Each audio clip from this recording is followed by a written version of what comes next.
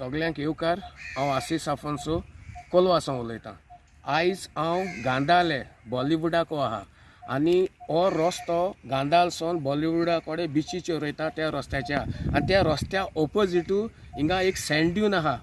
तो कोणें send Dunant हिंगा मात काडून आतां कोण तो खबर ना whether he is a migrant कित्याकू सँड ड्यून म्हणटाय ते आमगेले प्रोटेक्टेड जे आमकां प्रोटेक्ट करता नॅचरल कॅलॅमिटी जेन्ना आमकां फ्लड येता वो धोयऱ्या उदक वयर येता तेका लागून आमी ते प्रिजर्व करून दवरले आनी ते आमगेले आदल्या लोकांनी आमगेले जाणट्यांनी प्रिजर्व करतले। हे आतां सँड ड्यून्स कोण डिस्ट्रॅक्ट करता ते आमकां खबर ना। सो आमी हे सँड ड्यूनाचेर जे कोण मात काडून वयला तेजेर आमी स्ट्रॉंग एक्शन घेतले आनी तेजेर एक कारवाई करतले। देव बरें करूं।